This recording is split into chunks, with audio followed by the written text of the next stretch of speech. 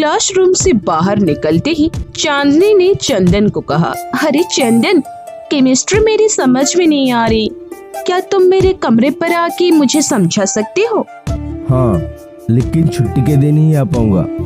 ठीक है, तुम मेरा मोबाइल नंबर ले लो और अपना नंबर दे दो। मैं इस रविवार को तुम्हारा इंतजार करूंगी। मेरा कमरा दिव्य ज्योति टकीज के पास ही है, वहाँ पहुंचकर मुझे फोन कर लेना, मैं तुम्हें ले लूंगी। रविवार को चंदन चांदनी के घर पहुंचा। चांदनी ने बताया कि उसके साथ एक और लड़की रहती है, वो कंप्यूटर का कोर्स कर रही है, पर अभी वो अपने गांव गई है। तब चंदन ने चांदनी को कहा कि वो केमिस्ट्री की किताब निकाले और जो समझ में ना आया हो वो पूछ ले। चांदनी ने किताब निकाली और बहुत देर तक दोनों सूत्र हल करते रहे। अचानक चांदनी उठी और बोली, मैं चाय बना कर लाती हूँ।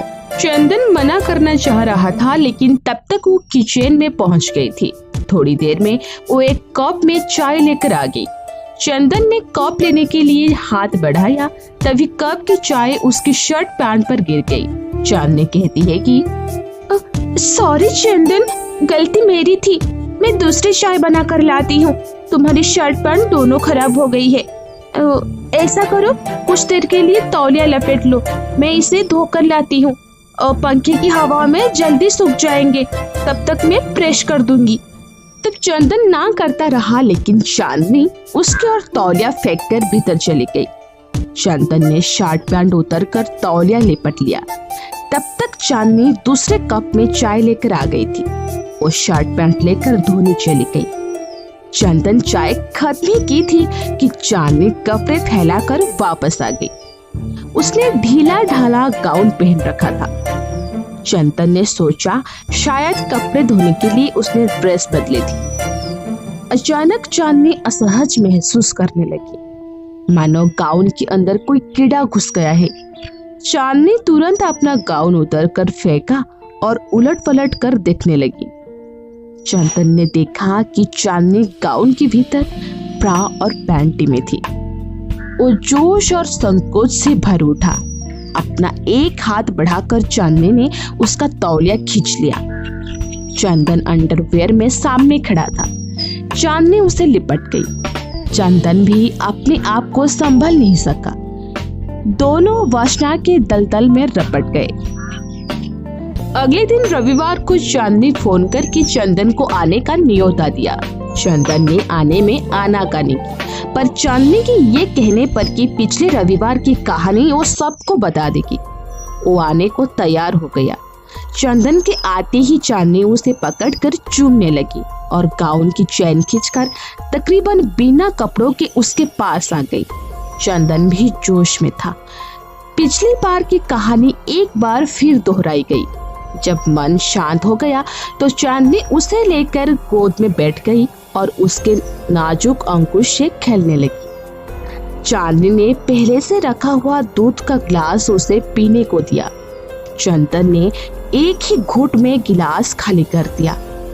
अभी वो बात ही कर रहे थे कि भीतर के कमरे से उसकी सहेली रीमा निकलकर बाहर आ गई। रीमा को देखकर चंदन चौंक उठा। चांदनी ने कहा कि घबराने की कोई बात नहीं है, वो मेरी सहेली है और मेरी साथ रहती है। रीमा दोनों के बीच आकर बैठ गई। अचानक चांदनी उठकर भीतर चली गई। रीमा ने चंदन को बाहों में खींच लिया। ना चाहते हुए भी चंदन को रीमा के साथ वही सब करना पड़ा। जब चंदन घर जाने के लिए उठा तो बहुत कमजोरी महसूस हो रही थी। दोनों ने चुंबन लेकर उसे विदा किया। इसके बाद से चंदन उनसे मिलने के कतराने लगा। उनके फोन आते ही वो काट देता। एक दिन चांदनी ने उसे मोबाइल फोन पर उतारी वीडियो क्लिप दिखाई और कहा कि अगर वो आने से इनकार करेगा तो इन्हें सबको दिखा देगी। चंदन डर गया और गाहे बगाहे उनके कमरे में जाने लगा। एक दिन चंदन के दोस्त यश ने उसे कहा कि तुम थका थका क्यों लग रही हो? तब चंदन रोने लगा। उसने यश को सारी बात बता दी। यश के पिता पुलिस इंस्पेक्टर थे। चंदन ने यश को बोला अपने पिता से मिलवाना। सारी बात सुनने के बाद वो बोले, अपने पिता से मिलवाना।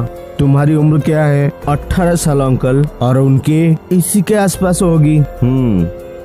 क्या तुम उनका मोबाइल फोन उठा कर ला सकता हो? मुझे फिर वो जाना होगा वहाँ एक बार।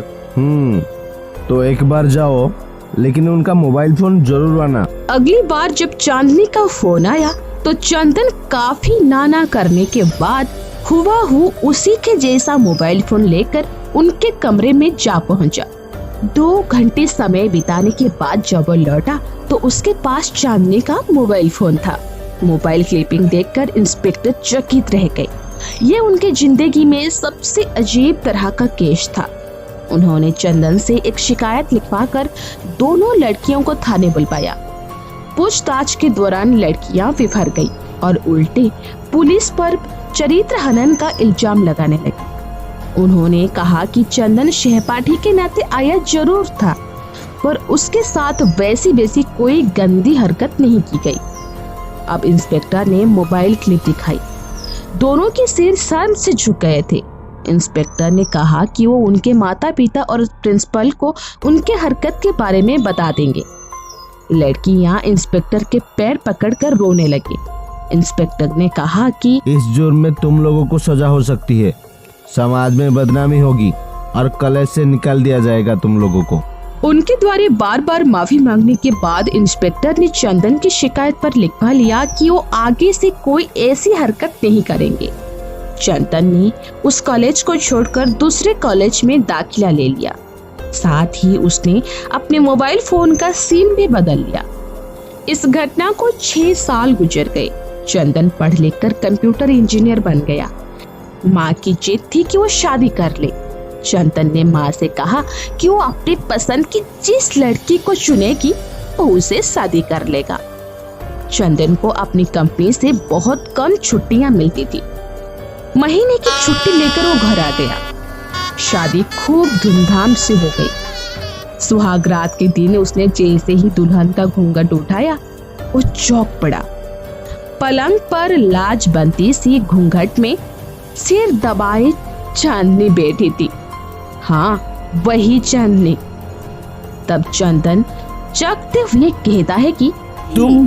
हाँ, मैं अपनी गलती का प्रायश्चित करने के लिए अब जिंदगी भर के लिए तुम्हारी जिंदगी में आ गई हूँ। हो सके तो मुझे माफ कर देना चंदन। इतना कहकर चांदनी ने चंदन को गले लगा लिया।